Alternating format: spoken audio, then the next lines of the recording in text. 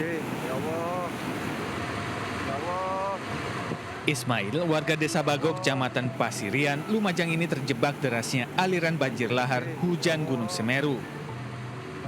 Ia terjebak setelah berusaha menyelamatkan genset dan peralatan tambang miliknya. Beruntung, Ismail berhasil dievakuasi oleh penambang lain ke seberang sungai. Ono api-api tadi opo iki, Bos? Duwike ilang wis.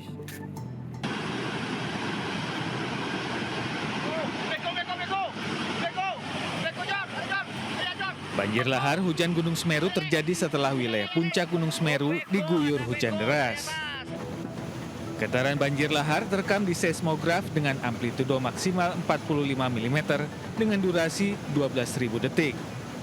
BPBD Kabupaten Lumajang mengimbau masyarakat segera meninggalkan jalur aliran lahar ketika cuaca hujan atau ada informasi getaran banjir dari petugas. Sementara itu hingga saat ini status Gunung Semeru masih berada di level 3 siaga. Berdasarkan rekomendasi PVMBG, masyarakat dilarang melakukan aktivitas apapun di radius 17 km di sepanjang jalur aliran lahar. Dari Lumajang, Jawa Timur, Yaya Nugroho, Anyus melaporkan.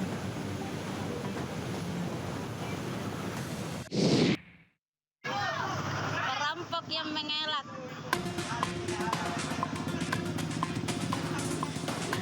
Seorang pria berusia 40 tahun, pelaku perampasan kalung emas milik seorang nenek pemilik warung kios di Simbang Maros, ditangkap warga. Pelaku sempat mengelak, namun korban membuktikan aksi penjamretan dengan menunjukkan kalung emasnya yang putus akibat ditarik secara paksa. Pelaku diserahkan pada polisi dengan barang bukti berupa kalung emas seberat 15 gram. Pelaku nekat melakukan aksinya karena terdesak membayar utang bank yang akan segera jatuh tempo. Si pelaku ini mau membeli rokok karena mungkin kondisi saat itu di toko, di warungnya korban itu sepi, cuman mereka berdua dan melihat si korban ini menggunakan emas tersebut. Mungkin disitulah ada timbul niatan untuk melakukannya. Tersangka masih menjalani penahanan di Mapolsek Batimurung. Dari Maros, Sulawesi Selatan, Wahyu Ruslan, iNews melaporkan.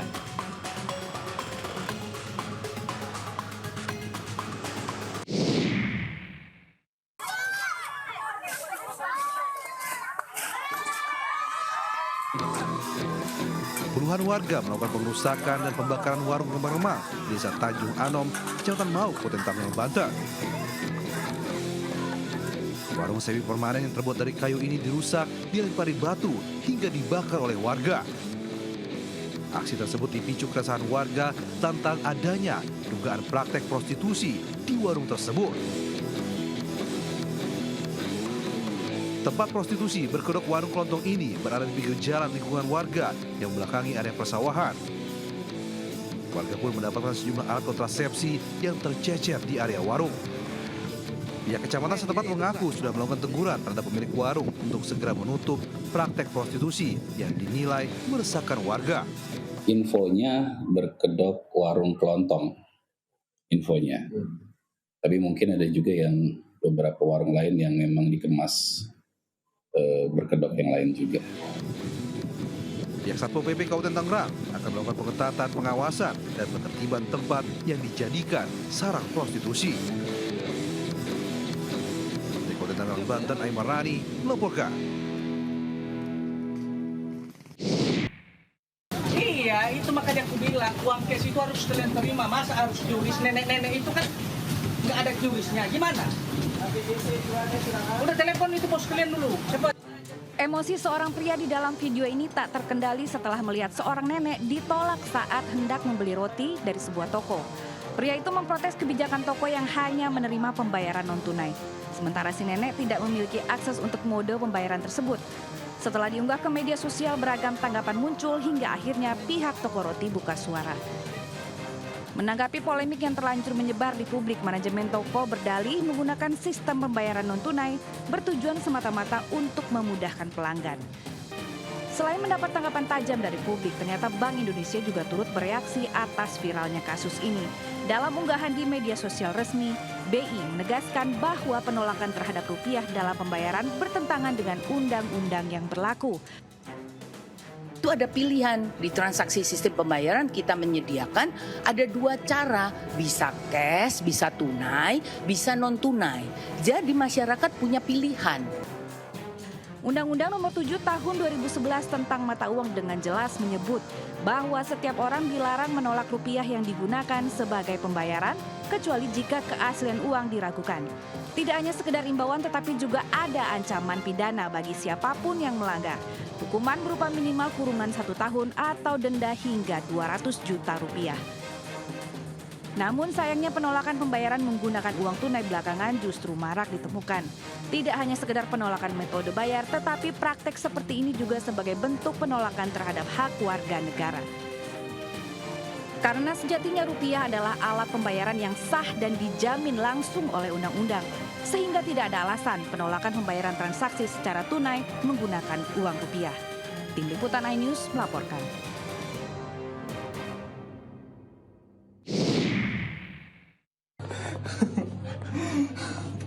Malah guys, aduh, nggak tarik tambang. Warga Jalan Haji Kamat, Pondok Bambu, Durensawit, Jakarta Timur dikejutkan dengan kemunculan seekor ular sanca di rumah kontrakan. Kurang lebih 3 meter, aman laka. Hewan sepanjang 2,5 meter ini ditarik oleh warga saat hendak kabur ke dalam kloset.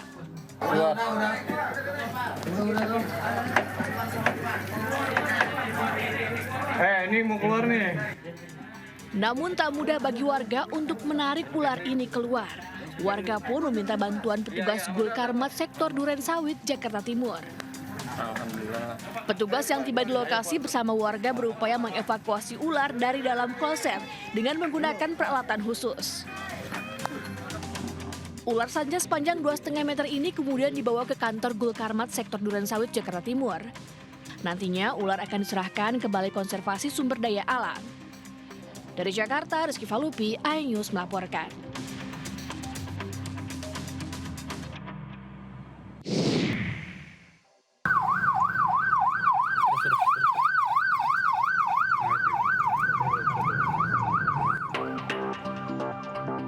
Kecelakaan bus yang menewaskan 16 orang ini terjadi di ruas simpang susun exit tol Krapia, Semarang, Jawa Tengah. Insiden ini terjadi pada pukul 00.30 dini hari saat bus yang berangkat dari Jakarta menuju Yogyakarta itu melaju kencang melintasi tikungan di ruas tol tersebut. Sebelum terbalik, bus tersebut menabrak pembatas jalan di lokasi kejadian.